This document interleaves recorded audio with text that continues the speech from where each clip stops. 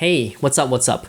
I have been doing YouTube for quite a while now, and one of the questions I get asked very often is, how much does my YouTube channel make? You see, ultimately, that's what everyone wants to know, right? A YouTuber might ask questions like, how do I get more views? Or how do I get more subscribers?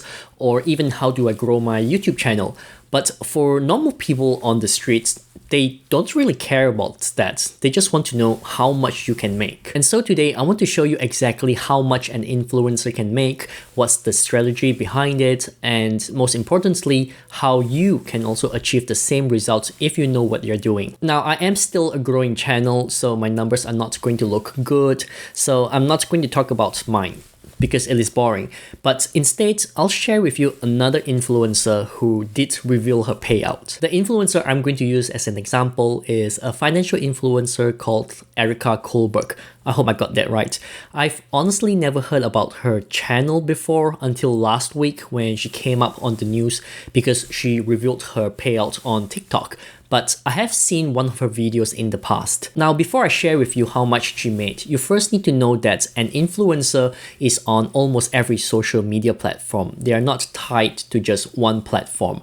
And probably by far, the biggest 4 platforms for influencers are Facebook, Instagram, TikTok, and YouTube. Anyways, here's what Erica gets paid per platform. She did make a TikTok video on this, and I highly recommend you to go and watch it for yourself if you want a better breakdown from her. On TikTok, she has over 9 million followers and 452 million views. I'm ignoring the likes because it means nothing, and she got paid over $3,255 in 1 year. On Facebook, she has over 3.3 million followers and she made $3,073 in just 3 months. On Instagram, she has 4.1 million followers and 263 million video views, but she made $0 from it. On YouTube, she has 755,000 subscribers and made $196,763 in less than 3 years.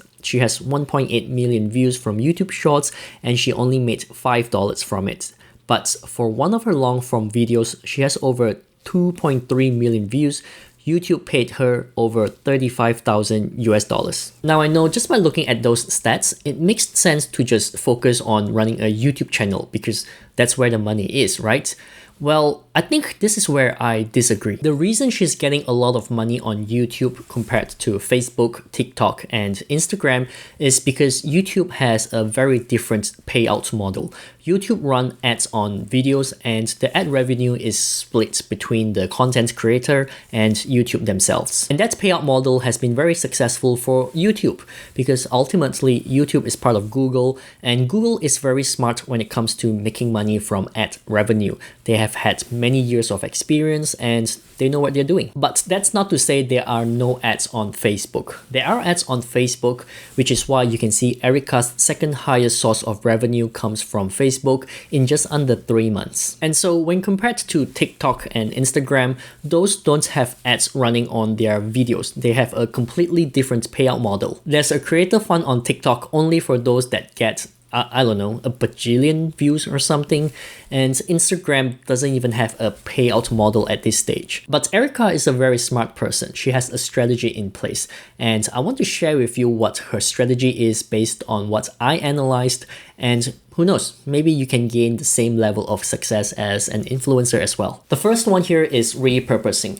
One of the reasons I ventured into the world of YouTube is because the videos I create are everlasting. As long as I have a backup copy of it, I can always reuse those videos on other platforms. And because video is so much more effective than photos, every social media platform now supports videos, which means a video created for YouTube can be reused on Facebook and Instagram and TikTok. So this reduces the amount of time and effort you put into each platform because now you only need to write your script once, you only need to record your video once, and you only need to edit your video once, but be able to upload across all platforms. I think this is a very smart thinking. It gives you and your brand a lot more exposure, it scales your brand up, and repurposing your videos is something that can be easily outsourced as well. The second one is diversifying, and I feel like this kind of conflicts with YouTubers' philosophy of just focusing on YouTube alone and not worrying about creating content elsewhere so that you can focus on the growth of your YouTube channel. Whilst that is partially true, I do that myself as well.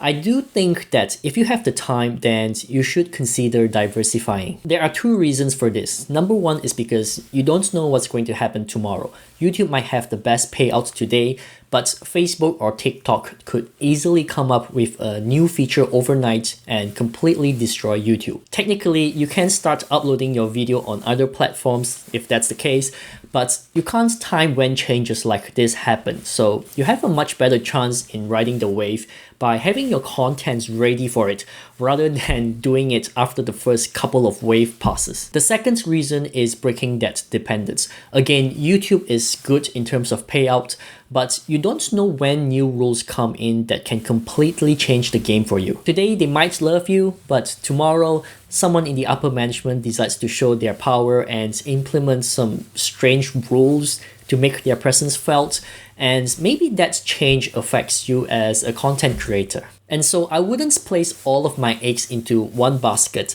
because of that. In fact, I have been burned before. I used to build mobile apps and I was really successful at that as well. I was making like 75,000 in 6 months, and at one point I was making more than my day job and times were great then.